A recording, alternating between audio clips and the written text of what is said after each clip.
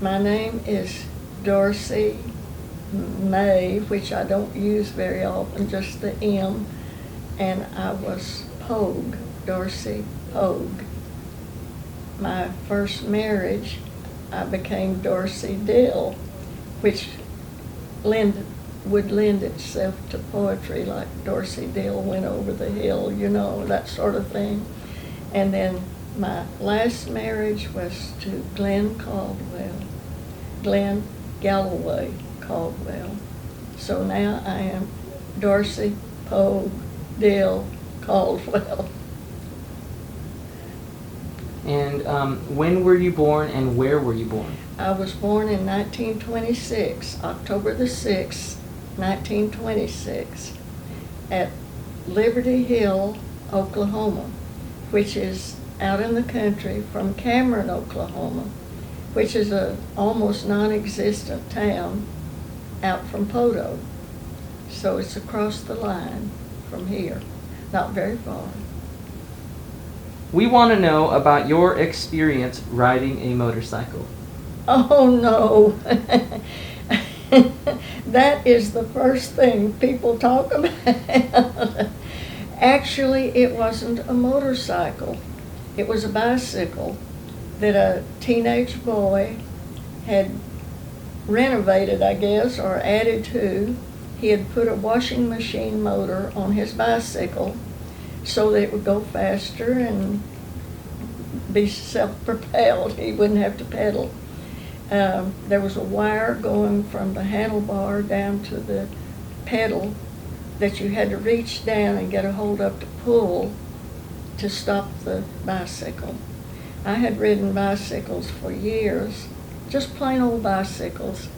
And so on this day, this eventful day, in which I was to be in a piano recital that night, I decided I'd like to take a bicycle ride. I'm wondering if subconsciously I wasn't trying to get out of going to the recital. And my ride was a disaster.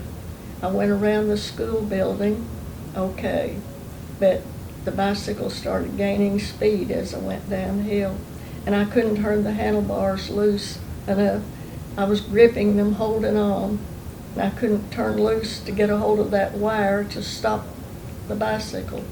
So I hit a rock wall, and that stopped the bicycle. It stayed on top of the wall. This is not a solid wall. This was a wall around a ditch.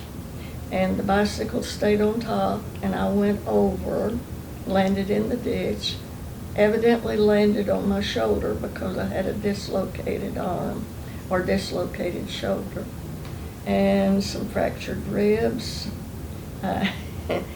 I lay there for just a little bit, stunned, of course, and my mother was across the street, and she saw this happen, and she was in such a shock. She told my younger brother, Dale, said, "Go see about Dorsey. I bet she's killed."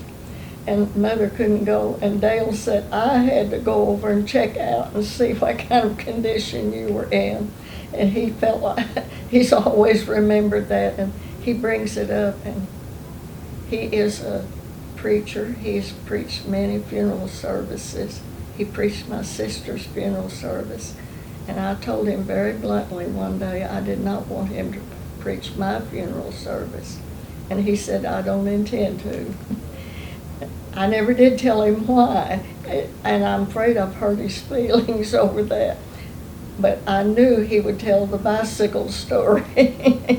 And I didn't want everybody just enjoying my funeral that much. They'd be roaring with laughter. By the time he got through with it, he would embellish it more than I have. Okay, I survived. Went to the hospital, was there several weeks, had to wear my left arm in a sling for about 6 weeks. The interesting thing to me about the whole thing, I was fully conscious when I got to the hospital. I don't know if somebody gave me a shot or something. I don't remember being in great pain. But the family doctor came in, and he was going to set my arm pull my arm back in place. And I remember seeing him reach down and take off his shoe. And he took his foot and put it under my arm and got a hold of my hand and pulled my arm back in place.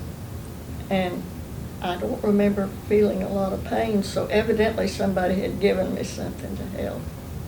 He just said, be careful, don't lift anything too heavy for a while, because you might pull it out of place again. It needs some time to heal.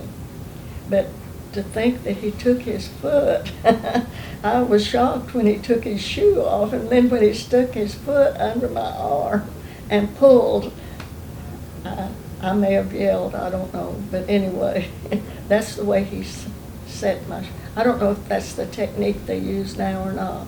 It may be. It worked. It worked.